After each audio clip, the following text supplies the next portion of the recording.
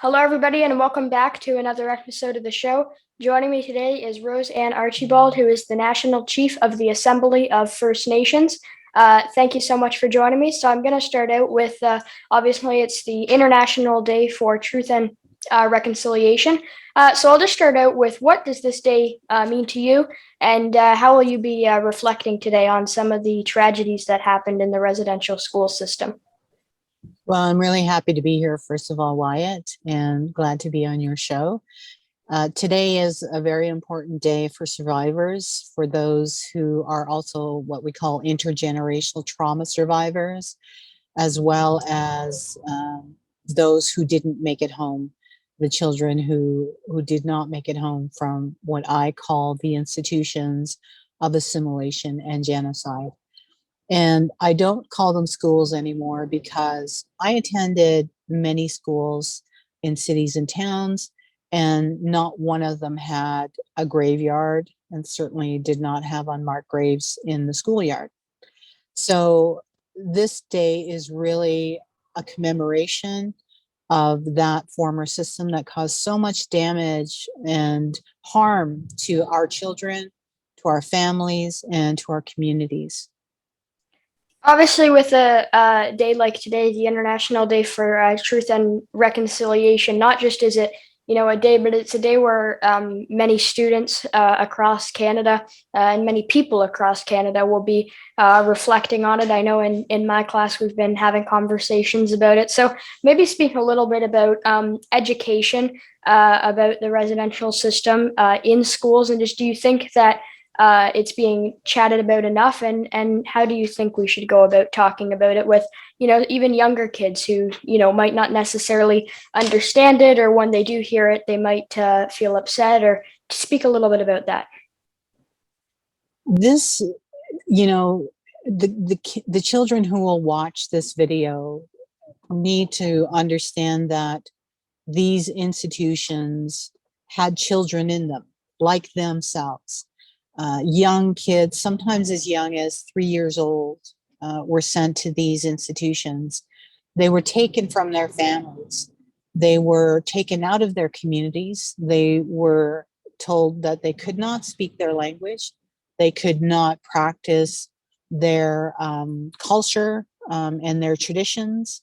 And, and so as children who will watch this, young people who will watch this, it's important to understand and become educated about the truth of Canada, that the way this country was formed is not positive. It's based upon genocide, and it's based upon the deaths of thousands of our children.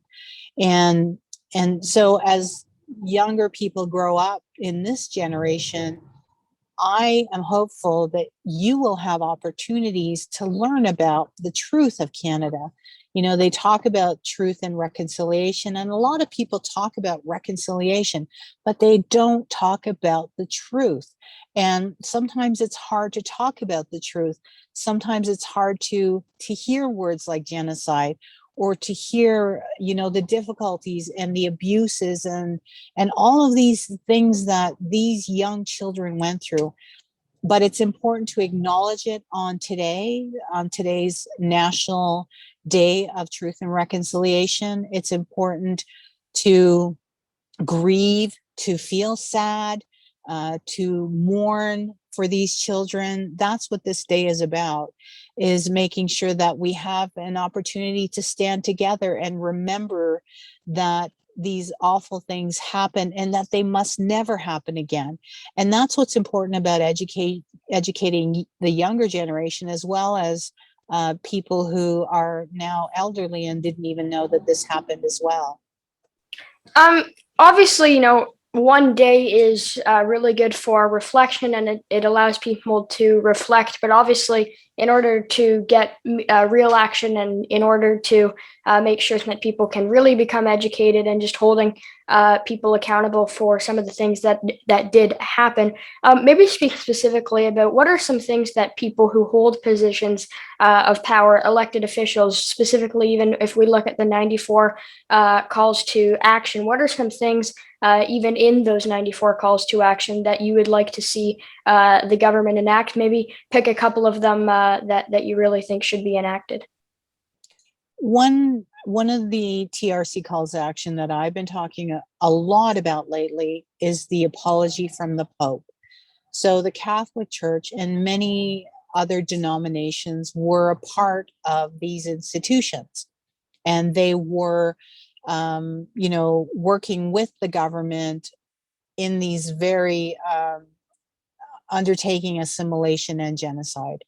And so one of the Truth and Reconciliation call number 58 says that the Pope must come to Canada and apologize here on these sacred lands, now known as Canada. We call it Turtle Island, and apologize to the survivors and the intergenerational trauma survivors here. And so that's one call to action that I would like to see happen. And I know that there's a delegation going to Rome in December. I won't be going myself, but a number of First Nation leaders will go. And hopefully that's another step on the journey of having the Pope come to Canada to make that apology to us. The other ones that are really important are about education, making sure that there is curriculum in schools so that you can learn about truth and reconciliation, so that you can learn about the true shared history of this country. And governments at many levels have responsibilities under the TRC calls to action, but the overarching responsibility is to the federal government. And so I want to work with them on accelerating all of the remaining calls to action that have not been actioned. Only 10 of the 94 have been fully actioned to date. So, and that was 6 years ago that the report came out. So we've got a lot of work ahead of us. But with me as a national chief, I want to be a willing partner with government to make sure that we accelerate these calls to action and action them and make them happen. Obviously, we had a federal election, and obviously, as it relates to Indigenous voices in the House of Commons and people of diverse backgrounds in the House of Commons, how important is it to you, in your view, to have people of Indigenous background in the House of Commons to give their insight on stuff? Because, to be honest, we don't really see a lot of Indigenous people elected in the House of Commons, which I think obviously we need to see more of. But maybe speak a little bit about that. It is important for First Nations to step forward and run for public office. It does give them an opportunity to voice their concerns and be a part of that process.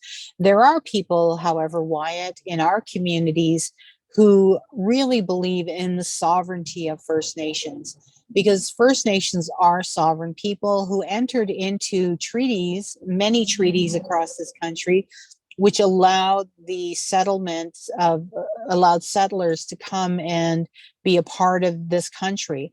But there are also sovereign people who have not signed treaties. So there's a lot of unceded land.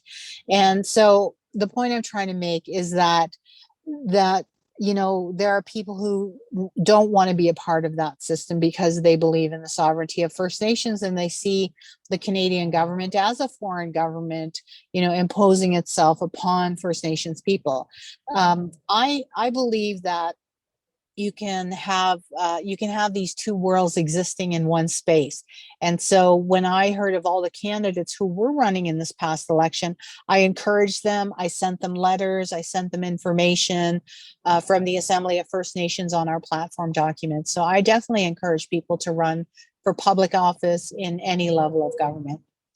And just as one last question, obviously, as I mentioned previously about the federal election, obviously Justin Trudeau was reelected to another term. But just obviously he's the one, and his government is the one that does have the power to implement the calls to action.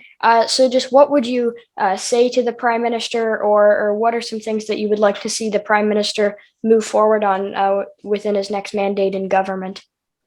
Well, I will be reaching out to have a meeting with the Prime Minister. I don't tend to try and conduct business through the media or through interviews, but we do have a platform document called the Healing Path Forward. It outlines 5 key priority areas for First Nations. And what I would like to do is look at the promises that the Liberals have made in their election platform document, look at our document, and find the commonalities and the areas where we can work together and line up these mutual goals that we have, and have that be the path forward, have that be the healing path forward, which was the name of our document. Thank you so much for joining me today, and it's been great chatting with you. And yeah, thank you again so much. Yeah, thank you, Wyatt. Take care. Bye.